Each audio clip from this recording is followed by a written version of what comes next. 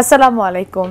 ATN Bangla সংবাদে সবাইকে স্বাগত জানাচ্ছি। সৈয়দা মারিয়া হোসেন। প্রথমে থাকছে ইউপি সংবাদ শিরোনাম।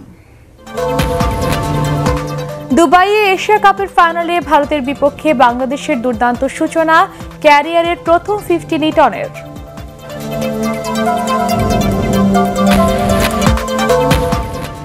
সাধারণ পরিষদে দেয়া ভাষণে রোহিঙ্গা সমস্যার শান্তিপূর্ণ সমাধানে জাতিসংঘ সহ আন্তর্জাতিক সংস্থাগুলোর সহযোগিতা চাইলেন প্রধানমন্ত্রী। কালকের পরিবর্তে রোববার সোহরাওয়ার্দী উদ্যানে সমাবেশ করবে বিএনপি। 7 দফা প্রস্তাব সহ আসছে নতুন কর্মসূচি।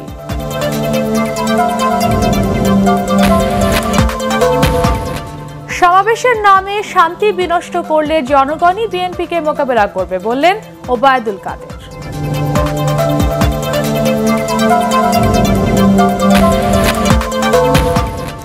এবং মুক্তিযুদ্ধে গণহত্যার বিশ্ব স্বীকৃতির জন্য বিভিন্ন আন্তর্জাতিক ফোরামে সরকারকে জোরালোভাবে কাজ করার তাগিদ বিশ্লেষকদের।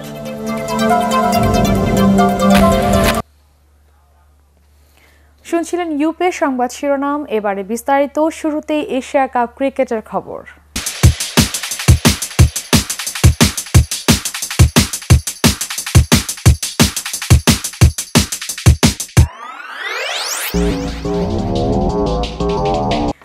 এশিয়া কাপের শিরোপা নির্ধারণী ম্যাচে ভারতের বিপক্ষে ব্যাট করছে বাংলাদেশ।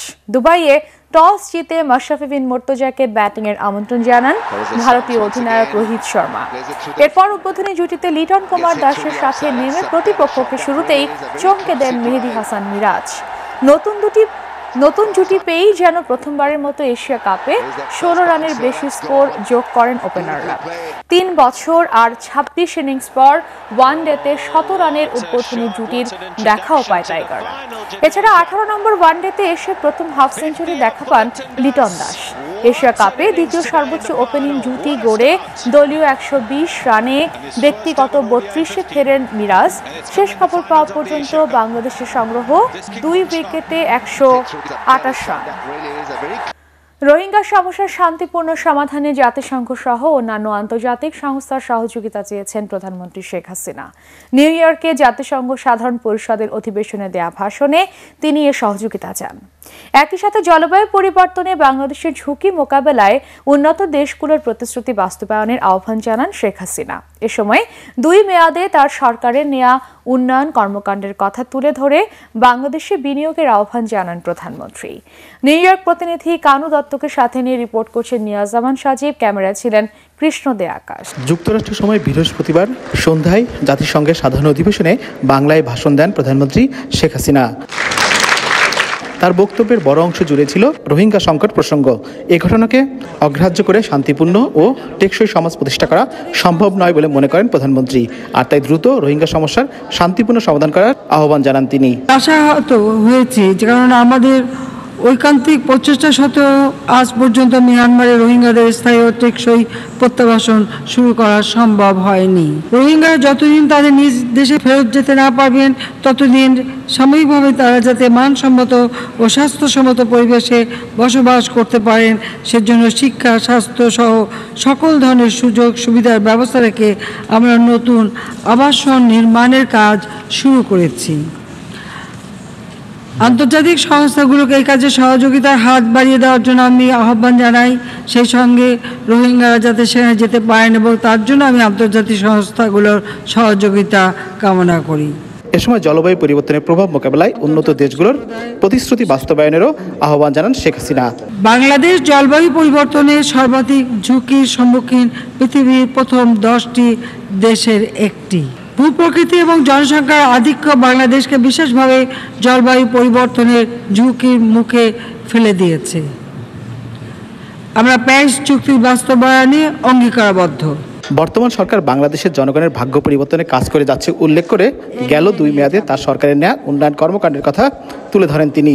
বর্তমান অর্থনৈতিক প্রবৃদ্ধির প্রেক্ষাপটে বাংলাদেশে বিনিয়োগের ব্যাপক এবং অপরিসীম সুযোগ সৃষ্টি হয়েছে।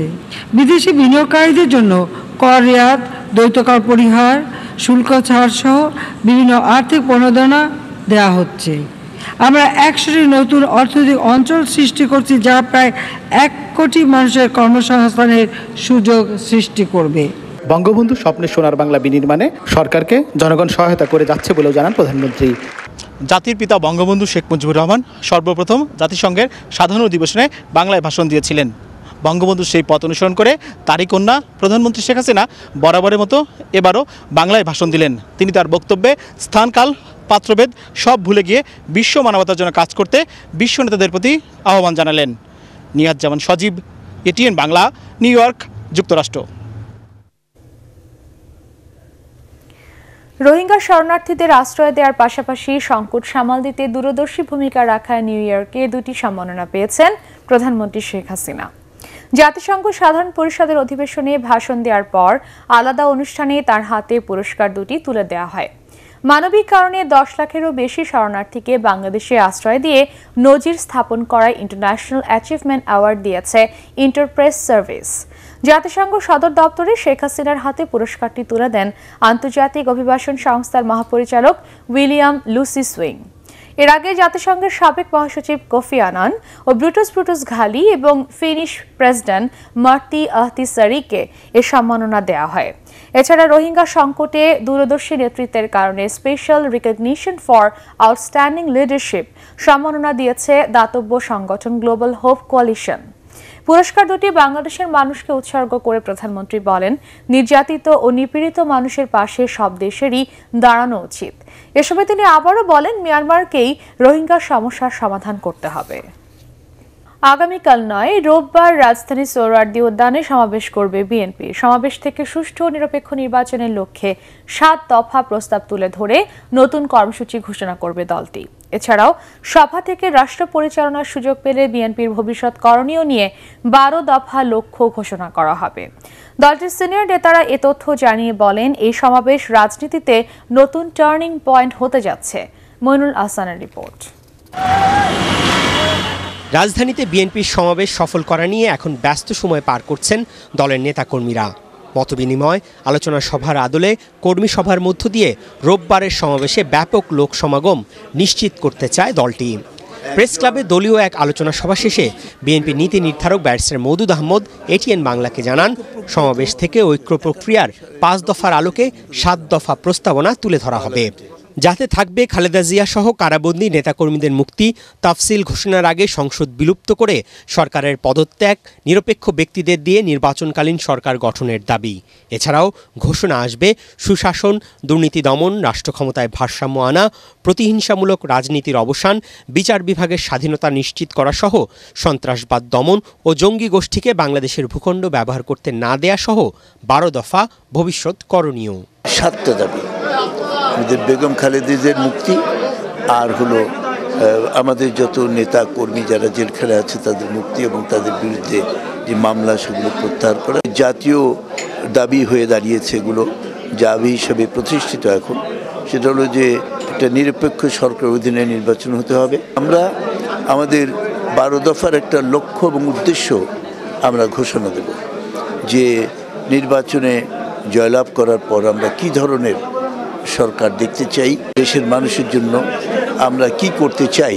বিএনপি নেতারা আরও জানান, অবাধ সুষ্ঠু নির্বাচনের দাবি আদায়ে বৃহত্তর ঐক্য জোটের সাথে সমন্বয় করে দেশব্যাপী সভা, সমাবেশ আর গণসংযোগে নামবে বিএনপি। আমাদের এই যে দাবি, এ দাবি আদায় করার জন্য শান্তিপূর্ণভাবে আমরা দেশের মানুষের কাছে যাব এবং দেশের মানুষকে ঐক্যবদ্ধ করব, দেশের মানুষকে সাথে নিয়ে মাঠে নামব এবং যে ঐক্য প্রক্রিয়া শুরু হয়েছে তাদের সঙ্গে আমরা যুগপথভাবে আমরা আন্দোলন করে এই দাবিগুলো আদায় করার চেষ্টা করব। মানুষের যে চাপা ক্ষোভ, দুঃখ, বেদনা, প্রতিবাদের ভাষা আমাদের এই সমাবেশের মাধ্যমে তারা প্রকাশ করবে।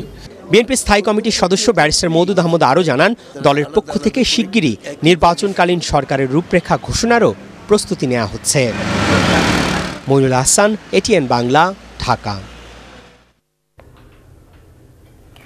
সমাবেশের নামে মানুষের শান্তি বিনষ্ট করলে জনগণই বিএনপিকে মোকাবেলা করবে বলে মন্তব্য করেছেন আওয়ামী লীগ সাধারণ সম্পাদক ওবায়দুল কাদের। প্রধানমন্ত্রী শেখ হাসিনার ৭২তম জন্মদিন উপলক্ষে রাজধানীতে দুটি আলোচনা সভায় তিনি এ মন্তব্য করেন। নির্বাচনকে সামনে রেখে বিএনপি আবারও নাশকতা ও সহিংসতার ষড়যন্ত্র করছে দাবি করে নেতাকর্মীদের সতর্ক থাকার আহ্বান জানান তিনি। শেখ নাজমুল হক সৈকতের রিপোর্ট। প্রধানমন্ত্রী শেখ হাসিনার ৭২তম জন্মদিন উপলক্ষে জাতীয় মসজিদ বাইতুল মোকাররম সহ দেশের সব মসজিদে দোয়া মাহফিল সহ বিভিন্ন ধর্মীয় প্রতিষ্ঠানে বিশেষ প্রার্থনা করা হচ্ছে।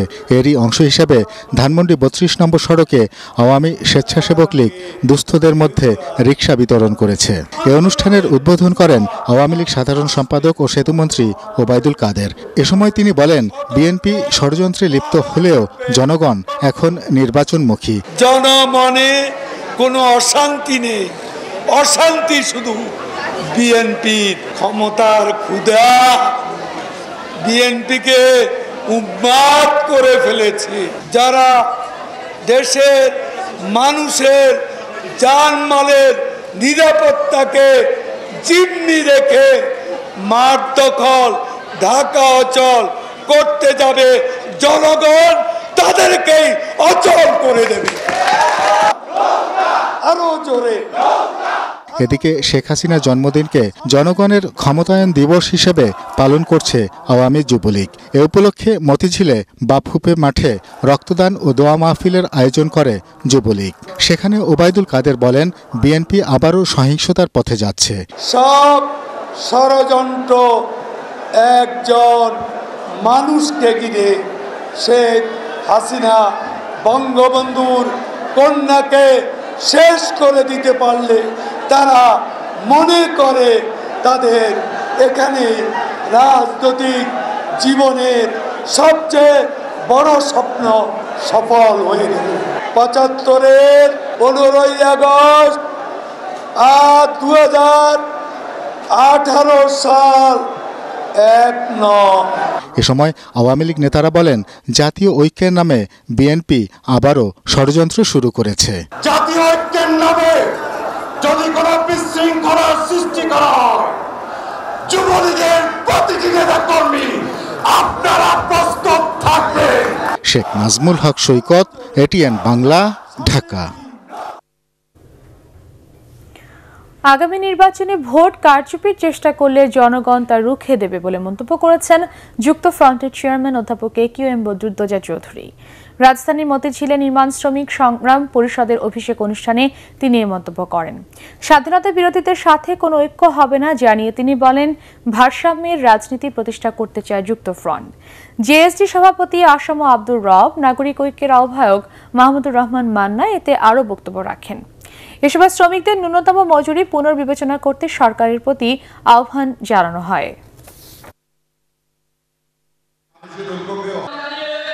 মানুষের ভোটের অধিকার কেড়ে নেওয়া হয়েছে, আপনি ভোট দিতে পারেন না। 5 বছর আগে কি একটা নির্বাচন হলো, 14 সালের নির্বাচন, ভোটেই গেলেন না, অর্ধেকের বেশি আসন আপনি নির্বাচিত হয়ে গেল। এই অনির্বাচিত সরকার তারা সংবিধান সংশোধন করে, তারা ইচ্ছা মতো দেশ শাসন করে। জাতীয় সংসদে যদি এই রকমের প্ররোচনা করা হয়, জনগণ তার খেয়ে দিবে। স্বেচ্ছাচারের বদলে অন্য একটা স্বেচ্ছাচার চাই না, সেই জন্য সব স্বেচ্ছাচারের মুখে লাগাম লাগাতে হবে। প্রতিশ্রুতি আদায় করেন, ভারসাম্যের রাজনীতি করেন, ইনশাআল্লাহ বাংলাদেশের স্বেচ্ছাচারী শাসন চিরকালের জন্য অবরুদ্ধ হয়ে যাবে। সরকার বিরোধী আন্দোলনে অনৈক্য সৃষ্টির জন্য বিকল্পধারা বাংলাদেশের সভাপতি অধ্যাপক AQM বদরুদ্দোজা চৌধুরী এখন জামাত প্রসঙ্গ সামনে এনেছেন বলে মন্তব্য করেছেন এলডিপি সভাপতি অবসরপ্রাপ্ত কর্নেল অলি আহমেদ। তার মতে, 4 দলীয় জোট সরকারের সময় বি চৌধুরী যখন রাষ্ট্রপতি ছিলেন তখন তিনি জামাতের বিরোধিতা করেননি। রাজধানীতে দলটির কেন্দ্রীয় কার্যালয়ে বিভিন্ন রাজনৈতিক দলের নেতাকর্মীদের এলডিপিতে যোগদান অনুষ্ঠানে তিনি এসব কথা বলেন।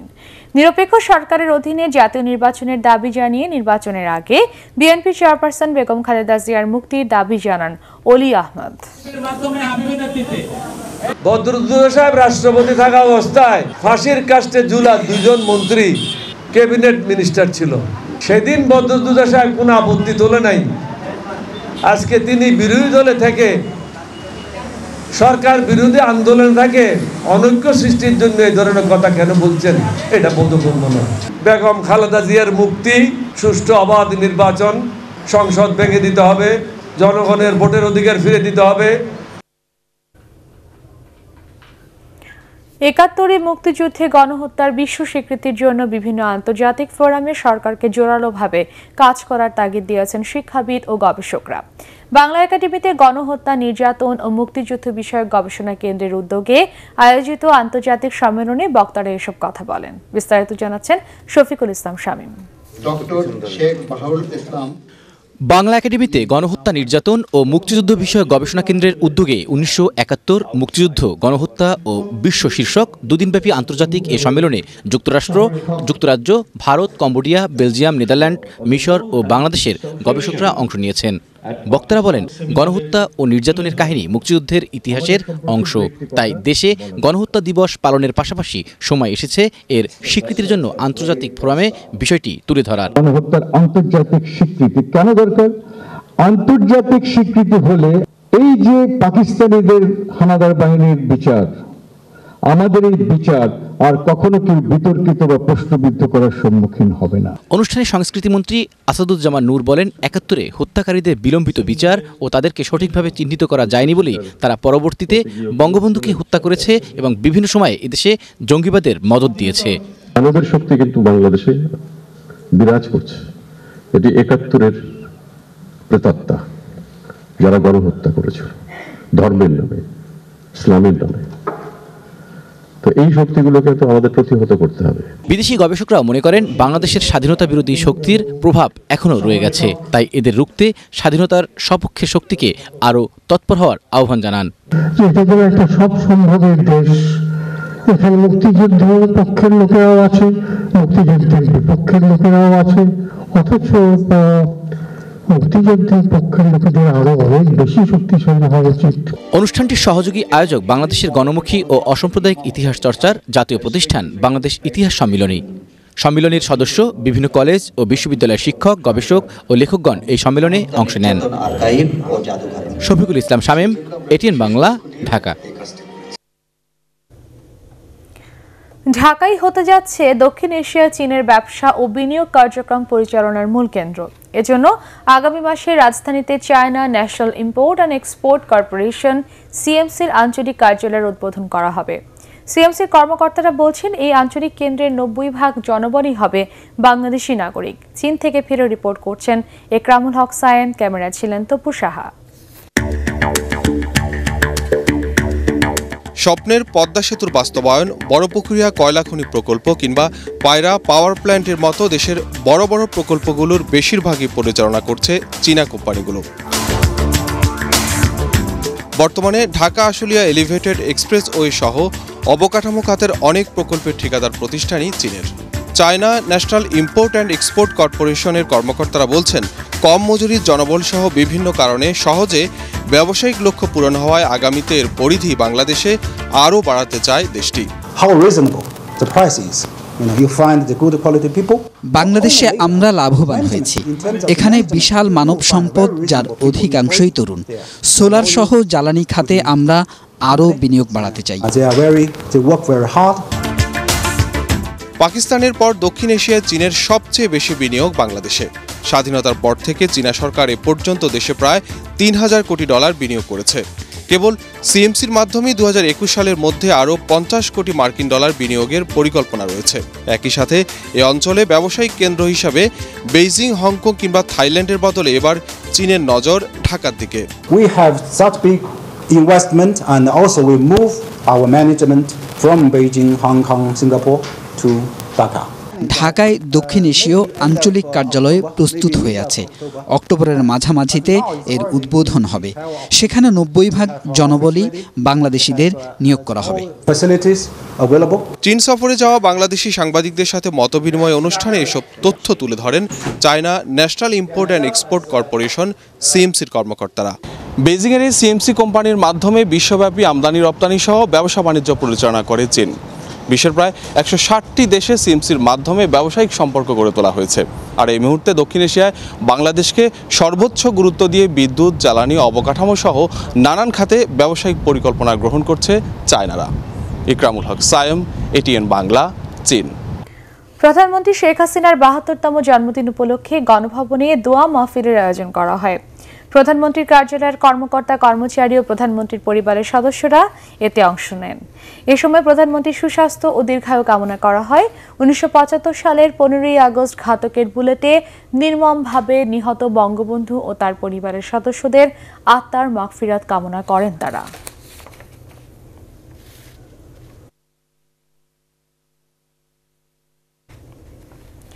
আওয়ামী লীগ সভাপতি ও প্রধানমন্ত্রী শেখ হাসিনার জন্মদিন উপলক্ষে রাজধানীতে আনন্দ র্যালি, সভা এবং সমাবেশ করেছে বিভিন্ন রাজনৈতিক, সামাজিক ও সাংস্কৃতিক সংগঠন। সকালে শিশু একাডেমিতে হাসু মনির পাঠশালার আয়োজনে শিশু কিশোরদের নিয়ে কেক কাটেন প্রধানমন্ত্রীর আন্তর্জাতিক সম্পর্ক বিষয়ক উপদেষ্টা ডক্টর গওহর রিজভী। একই সময় জাতীয় প্রেস ক্লাবের সামনে আনন্দ র্যালি বের করেন বঙ্গবন্ধু সাংস্কৃতিক জোটের নাট্য ও চলচ্চিত্র শিল্পীরা। এদিকে আওয়ামী লীগ সভাপতির জন্মদিন উপলক্ষে এতিমদের মধ্যে খাবার বিতরণ, দোয়া মাহফিল এবং আলোচনা সভার আয়োজন করে স্বেচ্ছাসেবক লীগ ও যুবলীগ সহ বিভিন্ন সংগঠন। এছাড়া দিনটি উপলক্ষে পল্টনে এক আলোচনা সভায় আগামীতে আবারও আওয়ামী লীগকে নির্বাচিত করার আহ্বান জানানো হয়। নানা কর্মসূচির মধ্য দিয়ে সারা দেশে পালিত হচ্ছে আওয়ামী লীগ সভাপতি ও প্রধানমন্ত্রী শেখ হাসিনার জন্মদিন। রাজশাহীতে বিশেষ দোয়া মাহফিল ও মিষ্টি বিতরণের মধ্য দিয়ে প্রধানমন্ত্রীর ৭২তম জন্মদিন পালন করা হয়। কুমারপাড়ায় মহানগর আওয়ামী লীগ কার্যালয়ে আয়োজিত অনুষ্ঠানে রাজশাহী সিটি কর্পোরেশনের মেয়র AHM খায়রুজ্জামান লিটন উপস্থিত ছিলেন। এ উপলক্ষে খুলনায় মহানগর আওয়ামী লীগের উদ্যোগে কেক কাটা ও দোয়া মাহফিলের আয়োজন করা হয়। সংসদ সদস্য মিজানুর রহমান মিজান ছাড়াও আওয়ামী লীগ এবং অঙ্গ ও সহযোগী সংগঠনের নেতাকর্মীরা এ সময় উপস্থিত ছিলেন। দিনটি উপলক্ষে পাবনায় জাঁকজমকপূর্ণ অনুষ্ঠানের আয়োজন করে সাঁথিয়া উপজেলা আওয়ামী লীগ। সাবেক স্বরাষ্ট্র প্রতিমন্ত্রী শামসুল হক টুকু এতে অন্যান্যের মধ্যে উপস্থিত ছিলেন। নানা কর্মসূচির মধ্য দিয়ে টাঙ্গাইলের নাগরপুরে প্রধানমন্ত্রীর জন্মদিন পালিত হয়েছে। উপজেলা স্বেচ্ছাসেবক লীগের উদ্যোগে যদুনাথ স্কুল অ্যান্ড কলেজে আলোচনা সভা ও দোয়া মাহফিলের আয়োজন করা হয়। টাঙ্গাইল জেলা আওয়ামী লীগের শিল্প ও বাণিজ্য বিষয়ক সম্পাদক এবং সন্ধানী লাইফ ইন্স্যুরেন্স কোম্পানি লিমিটেডের ব্যবস্থাপনা পরিচালক আহসানুল ইসলাম টিটু, দেলদুয়ার উপজেলা আওয়ামী লীগের সভাপতি খন্দকার ফজলুল হক ফজলু উপস্থিত ছিলেন।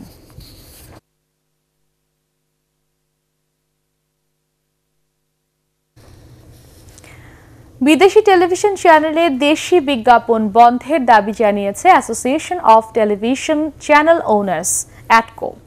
পাশাপাশি কোন চ্যানেল কত মানুষ দেখছেন তার সঠিক পরিসংখ্যান করতে টেলিভিশন রেটিং পয়েন্ট TRPর জন্য এজেন্সি গঠন করার সিদ্ধান্ত নিয়েছে অ্যাটকো। বৃহস্পতিবার রাজধানীর একটি হোটেলে আয়োজিত বৈঠক শেষে অ্যাটকোর সভাপতি সালমান এফ রহমান এসব তথ্য জানান। আরও জানাচ্ছেন মাহবুব কবির চপল। টেলিভিশন শিল্পের বর্তমান অবস্থা নিয়ে আলোচনার উদ্যোগ নেন ATN বাংলা ও ATN নিউজের চেয়ারম্যান ডক্টর মাহফুজুর রহমান। এতে যোগ দেন টেলিভিশন মালিক ও ঊর্ধ্বতনরা। বৈঠকে নানা বিষয়ে আলোচনা হয়। তবে অবৈধভাবে বিদেশি চ্যানেলে বিজ্ঞাপন চলার কারণে দেশি চ্যানেলগুলো আর্থিকভাবে ক্ষতিগ্রস্ত হচ্ছে বলে মনে করেন অ্যাটকো নেতারা। তা বন্ধের দাবি জানান। বিদেশি টিভি চ্যানেল যেগুলি আমাদের দেশে দেখানো হয়, আইনে লেখা আছে তারা চ্যানেল দেখাইতে হইলে তাদের আমাদের তথ্য মন্ত্রণালয় থেকে তাদেরকে অনুমতি নিতে হয় এবং তারা কিন্তু কোনো বিজ্ঞাপন দেখাইতে পারবে না। যে চ্যানেলগুলি আছে তাদেরকে আমরা জানাই দিব দ্যাট আমাদের আইন এটা, যে ক্লিন ফিড ছাড়া তোমরা আমাদের দেশে চ্যানেল তোমরা করতে পারো না, তোমরা এখন ভবিষ্যতে তোমরা ক্লিন ফিড দিতে হবে। এছাড়াও জনপ্রিয়তা যাচাই করতে টেলিভিশন রেটিং পয়েন্ট TRP গঠনের সিদ্ধান্ত নেয় অ্যাটকো। আমরা একটা উদ্যোগ নিয়ে একটা TRP রেটিং এজেন্সিটা আমরা তৈরি করতে চাই। মানে সেটা আমরা কাউকে দিয়ে করব, স্পন্সরশিপ করব, ওটা আগামী অ্যাটকো মিটিংয়ে এক্স্যাক্ট পদ্ধতিটা আমরা ঠিক করব।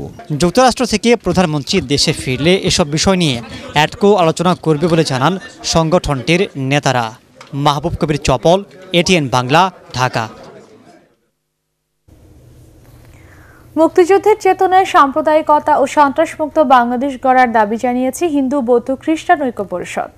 বিকালে রাজধানী সোহরাওয়ার্দী উদ্যানে আয়োজিত সমাবেশে দাবি জানানো হয় জাতীয় অধ্যাপক আনিসুজ্জামান, মানবাধিকার নেত্রী সুলতানা কামাল, হিন্দু বৌদ্ধ খ্রিস্টান ঐক্য পরিষদের সভাপতি উষাতন তালুকদার, সাধারণ সম্পাদক রানা দাশগুপ্ত এতে বক্তব্য রাখেন। মুক্তিযুদ্ধের চেতনা রক্ষা করার দায়িত্ব নিয়ে ক্ষমতায় গেছেন, এখন বলছেন আপনাদের উপরে যদি কিছু অত্যাচার নির্যাতন হয় আমাদের থেকে ভালো শাসক আপনারা আর পাবেন না। তাদের এই কথা বলার আগে চিন্তা করা উচিত ছিল। সরকারের প্রতি আহ্বান জানাবো, এই যে কিছুদিন পর পর একটা সাম্প্রদায়িক নির্যাতনের ঘটনা ঘটছে, এটা যেন একেবারে বন্ধ করা হয়, তার ব্যবস্থা তারা নেবেন। বাংলাদেশে বিনিয়োগের জন্য বিদেশিদের প্রতি আহ্বান জানিয়েছেন বেসামরিক বিমান পরিবহন ও পর্যটন মন্ত্রী AKM শাহজাহান কামাল। রাজধানীর বসুন্ধরা ইন্টারন্যাশনাল কনভেনশন সিটিতে ৭ম এশিয়া পর্যটন মেলার উদ্বোধনী অনুষ্ঠানে তিনি এই আহ্বান জানান। এ সময় তিনি আরও বলেন, বিনিয়োগকারীদের জন্য সব ধরনের সুযোগ নিশ্চিত করছে বাংলাদেশ। পর্যটন কর্পোরেশনের চেয়ারম্যান আখতারুজ্জামান খান কবির এতে অন্যান্যের মধ্যে উপস্থিত ছিলেন। এ সময় পর্যটন ব্যবসার প্রসারে সরকারের নেওয়া বিভিন্ন পদক্ষেপ তুলে ধরেন AKM Shahjahan Kamal. Ambassador, high commissioner যারা আছেন, আমি আপনাদেরকে রিকোয়েস্ট করব, আমাদের দেশে আপনার শিল্প কলকারখানা আপনার তৈরি করুন। আগামী 40 সালে আমরা পৃথিবীর কোনো দেশ থেকে কোনো ইম্পোর্ট আমরা হয়তো নাও করতে পারি। আমাদের দেশ হবে ইন্ডাস্ট্রিয়ালি আমরা স্বয়ংসম্পূর্ণ, শিল্প কারখানার দিকে আমরা স্বয়ংসম্পূর্ণ হব। জনপ্রিয়তা যাচাইয়ের জন্য বিএনপিকে নির্বাচনে অংশ নেওয়ার আহ্বান জানিয়েছেন 14 দলের মুখপাত্র ও স্বাস্থ্যমন্ত্রী মোহাম্মদ নাসিম। কক্সবাজারের উখিয়ায় উপজেলা স্বাস্থ্য কমপ্লেক্সের স্বাস্থ্য সেবা কেন্দ্রের উদ্বোধনী অনুষ্ঠানে তিনি এ আহ্বান জানান। সংসদ সদস্য আব্দুর রহমান বদি, সাইমম সারওয়ার কমল এতে অন্যান্যের মধ্যে উপস্থিত ছিলেন। আগামী নির্বাচনে জনগণের রায়ে শেখ হাসিনাই বিজয়ী হবেন বলেও আশাবাদ ব্যক্ত করেন মোহাম্মদ নাসিম।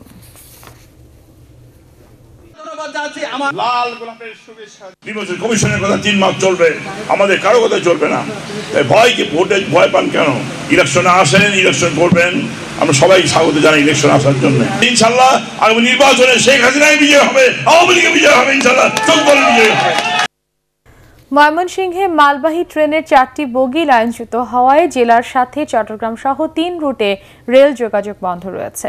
রেল কর্মকর্তারা জানান, সকালে ব্রাহ্মণবাড়িয়ার আখাউড়া থেকে ছেড়ে আসা ময়মনসিংহগামী মালবাহী ট্রেনটি বাঘমারা রেল ক্রসিংয়ে পৌঁছার পর 4টি বগি লাইনচ্যুত হয়। এরপরে বন্ধ হয়ে যায় চট্টগ্রাম, মোহনগঞ্জ এবং ঝাড়িয়া রুটে ট্রেন চলাচল। এতে চরম দুর্ভোগে পড়েন হাজারো যাত্রী। শিমুলিয়া কাঁঠালবাড়ি নৌ রুটে ফেরি পারাপারে বিঘ্ন ঘটায় পাটুরিয়া দৌলতদিয়া রুটে দিনভর ছিল দীর্ঘ যানজট।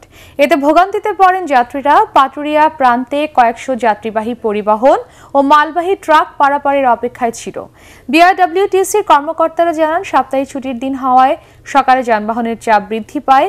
বর্তমানে এই রুটে 18টি ফেরি দিয়ে যানবাহন পারাপার করা হচ্ছে। হাইকোর্টের আদেশের পরও বরিশাল ঢাকা মহাসড়কে অবাধে চলছে অনুমোদনহীন বিভিন্ন যানবাহন। প্রতিদিন একই সড়কে দুর্ঘটনায় অকালে ঝরছে প্রাণ। এত প্রাণহানি ও দুর্ঘটনার পরও বন্ধ হচ্ছে না এসব যান চলাচল। বরিশাল থেকে হুমায়ুন কবিরের রিপোর্ট, জানাচ্ছেন রোকসানা ইভা। ঢাকা বরিশাল কুয়াকাটা মহাসড়কে বাস ট্রাকের পাশাপাশি পাল্লা দিয়ে চলছে কম গতির যানবাহন। নসিবন, ভটভটি, অটোরিকশা সহ বিভিন্ন থ্রি হুইলার যানবাহনের অবাধ চলাচল মহাসড়কটিকে দুর্ঘটনা প্রবণ করে তুলেছে। মহাসড়কে এসব যানবাহন চলাচলে হাইকোর্টের নিষেধাজ্ঞা 2 বছরেও বাস্তবায়ন হয়নি। জনসাধারণ খুব বিরক্তজনকভাবে আছে এবং আতঙ্কিত আছে। যোগাযোগ মন্ত্রীর কাছেও দাবি আমাদের যে মহাসড়কে থ্রি হুইলার গাড়ি চলাচল না করে। আমাদের নিজেদেরও সতর্ক করে দেওয়া উচিত যে আসলে আপনারা এইভাবে গাড়ি চালাবেন না। যানজট আর দুর্ঘটনা এড়াতে এসব কম গতির যানবাহন চলাচল বন্ধের দাবি জানিয়েছেন মহাসড়কে চলা বাস ট্রাকের মালিক ও চালকরা।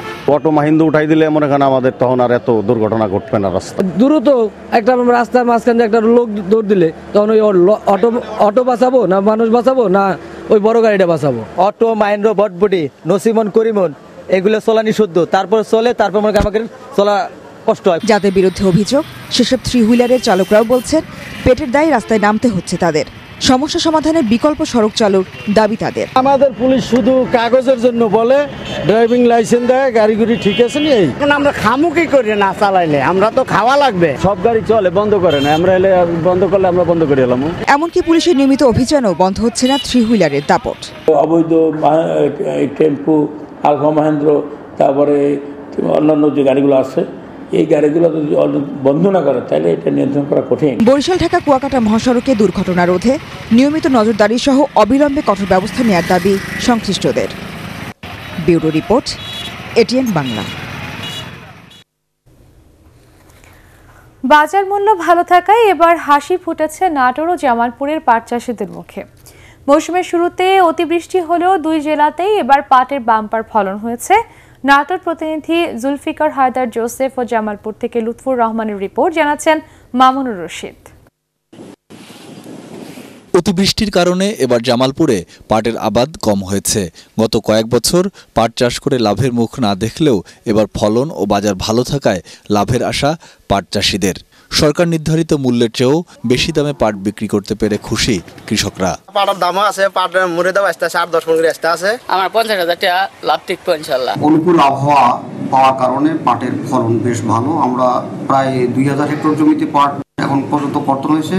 তাতে দেখা গেছে যে গত বছরের তুলনায় প্রায় 15 to 20% ফলন বেশি। তবে ব্যবসায়ীরা বলছেন পাটের বিগত দিনের প্রায় 50 কোটি টাকা বিজেএমসি এখনো পরিশোধ না করায় সমস্যায় পড়েছেন তারা। কৃষকেরাও ন্যায্য মূল্যে বঞ্চিত হইতেছে, আমরাও পাট কিনতে পারতেছি না। অতিবৃষ্টির কারণে নাটোরে পাট চাষ কম হলেও এবছর ফলন হয়েছে ভালো। চাষিরা বলছেন গত বছর দাম কম পাওয়ায় অনেকে পাটের আবাদ কমিয়ে অন্য ফসলের দিকে ঝুঁকে পড়েন। তবে বাজারে ভালো দাম পেয়ে স্বস্তির নিঃশ্বাস ফেলছেন তারা। আবারও আস্থা ফিরে পেয়েছেন পাট চাষে। যেটা হয়েছে এটা বাজারে মোটামুটি দাম ভালো, 2000-2200 এরকম আশা করা যাচ্ছে। গত বছরে একটু লাভ কম হচ্ছে, এবার যথেষ্ট লাভ হচ্ছে। এইবার দাম পাওয়াতে আমরা খুব খুশি। গত বছরের তুলনায় এবার পাটের দাম একটু বেশি। পাটের ফলন এবং দাম বেশি পাওয়ার পাশাপাশি পাট কাঠিও বিক্রি হচ্ছে ভালো দামে। কৃষকের মুখে হাসি ফুটছে, এটা তাদের এই সময় যেহেতু অন্যান্য ফসল করার সময় টাকার প্রয়োজনে পাট বিক্রি করে সেটা মিট আপ করতে পারছে এবং উপরন্ত তাদের জ্বালানি হিসেবে পাট খড়িটা পেয়ে যাচ্ছে। পাট চাষে সরকার কৃষকদের আরও সহযোগিতা করবে এমন প্রত্যাশা চাষিদের। Bureau report, ATN Bangla. Al Arafah Islami Bank অর্থ সংবাদ।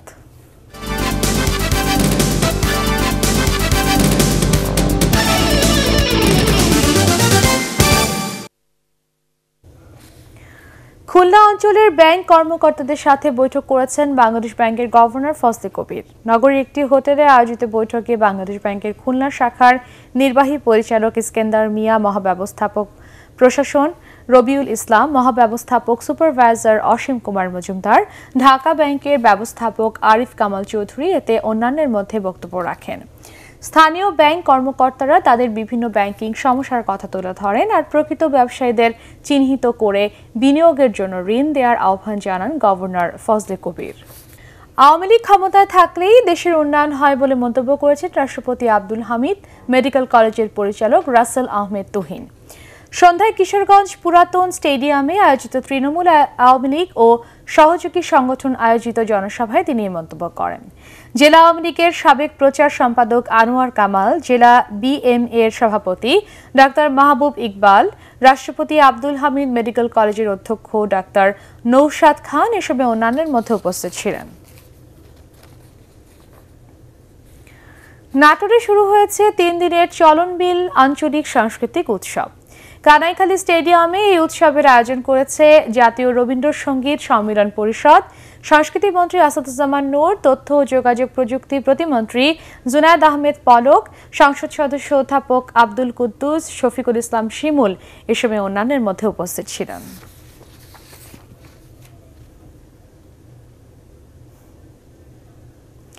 পার্টেক্স খেলার খবর।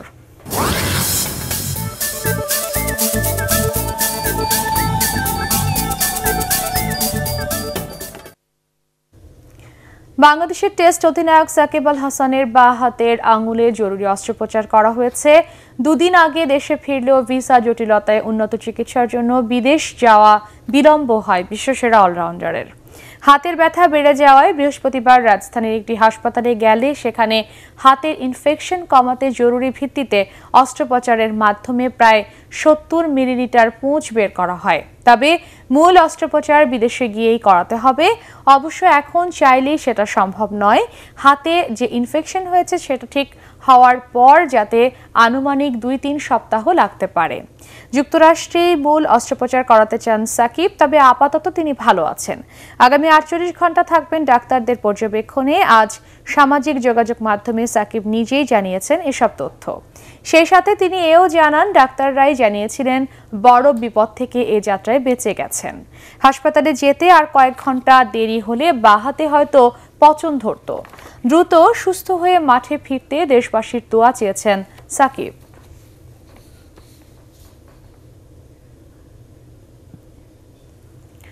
চট্টগ্রামে অনূর্ধ্ব-19 এশিয়া কাপ ক্রিকেট টুর্নামেন্টের ট্রফি উন্মোচন করা হয়েছে দুপুরে এমএ আজিজ স্টেডিয়ামে। পাকিস্তান, শ্রীলঙ্কা, হংকং এবং বাংলাদেশের 4 অধিনায়ক ট্রফি উন্মোচন করেন।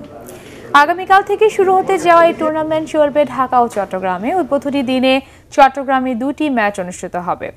জহুর আহমেদ চৌধুরী স্টেডিয়ামে বাংলাদেশ ও শ্রীলঙ্কা এবং এমএ আজিজ স্টেডিয়ামে পাকিস্তান ও হংকং মুখোমুখি হবে। আর ঢাকায় বিকেএসপির 4 নম্বর মাঠে সংযুক্ত আরব আমিরাত ও আফগানিস্তান এবং 3 নম্বর মাঠে লড়বে নেপাল ও ভারত। আমাদের জন্য বিগ অপরচুনিটি, কারণ এটা আমাদের হোম গ্রাউন্ড। আমরা এখানকার কন্ডিশন সম্পর্কে জানি, ওয়েদার সব কিছু জানি। এটা আমাদের advantage. I am very confident to get good tournament. I mean, we wouldn't be here if we didn't come to win, and that's what we're looking to do. So that's what we're here for. তুরস্ককে হারিয়ে আগামী 2024 সালের euro football চ্যাম্পিয়নশিপের আয়োজক দেশ হওয়ার সুযোগ পেয়েছে Germany. সুইজারল্যান্ডের নিয়নে উয়েফা সদর দপ্তরে আয়োজক দেশের নাম ঘোষণা করে সংস্থাটি। মাত্র 1 ভোটের ব্যবধানে তুরস্ককে হারায় জার্মানি। উয়েফার 20 সদস্যের কার্যনির্বাহী কমিটির মধ্যে 2 প্রতিদ্বন্দ্বী দেশের প্রতিনিধিরা ভোট দিতে পারেননি। এছাড়া অসুস্থতার কারণে সুইডেনের প্রতিনিধি ভোটে অংশ নিতে না পারায় 17 ভোটেই মীমাংসা হয় এই সিদ্ধান্ত। আয়োজক দেশের দায়িত্ব পাওয়ার পর ভালো টুর্নামেন্ট উপহার দেওয়ার প্রতিশ্রুতি দেয় জার্মান ফুটবল ফেডারেশন। আগামী মৌসুম থেকে উয়েফা চ্যাম্পিয়ন্স লিগে এবং তার পরের মৌসুম থেকে ইউরোপা লিগে ভিডিও অ্যাসিস্ট্যান্ট রেফারিং VAR ব্যবহার করতে রাজি হয়েছে উয়েফা। সেই সাথে আগামী 2019 সালের উয়েফা সুপার কাপ এবং 2020 সালের ইউরো চ্যাম্পিয়নশিপেও থাকবে এই প্রযুক্তি। গত বিশ্বকাপ ফুটবলে টেলিভিশন রিপ্লের মাধ্যমে গুরুত্বপূর্ণ সিদ্ধান্তের কার্যকারিতা দেখা গেলেও এতদিন নিজেদের টুর্নামেন্টগুলোতে এই প্রযুক্তিকে দূরে ঠেলে রেখেছিল ইউরোপের ফুটবলের নিয়ন্ত্রণ সংস্থা। বেশ কয়েক মাস ধরেই উয়েফা টুর্নামেন্টে VAR প্রযুক্তি যুক্ত করার কথা বলা হয়ে আসছিল। সবশেষ চ্যাম্পিয়ন্স লিগে পর্তুগিজ মহাতারকা ক্রিস্টিয়ানো রোনালদো লাল কার্ড দেখার ঘটনার পর এই নিয়ে বিশ্বজুড়ে আলোচনা চরমে ওঠে। নিয়নে উয়েফার সদর দপ্তরে এ বিষয়ে একমত হন সংস্থার প্রতিনিধিরা। শেষ করার আগে ইউপি সংবাদ শিরোনাম আরও একবার। দুবাইয়ে এশিয়া কাপের ফাইনালে ভারতের বিপক্ষে ব্যাট করছে বাংলাদেশ। ক্যারিয়ারের প্রথম সেঞ্চুরি লিটন কুমার দাসের।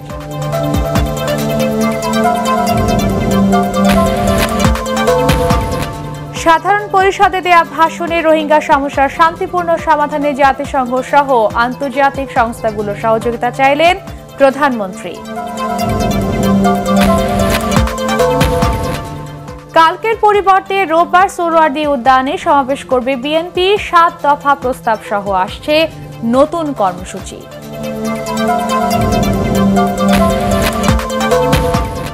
সমাবেশের নামে শান্তি বিনষ্ট করলে জনগণই বিএনপিকে মোকাবেলা করবে বললেন ওবায়দুল কাদের।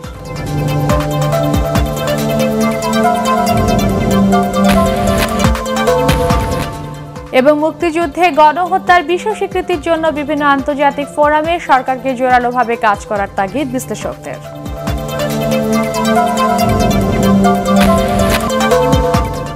পরবর্তী সংবাদ দেখার আমন্ত্রণ জানিয়ে এখনকার মতো শেষ করছি। এছাড়া ATN বাংলার সংবাদ ইউটিউবে দেখতে ব্রাউজ করুন www.youtube.com/ATNTubeNews। সাবস্ক্রাইব করে ATN বাংলার সাথেই থাকুন।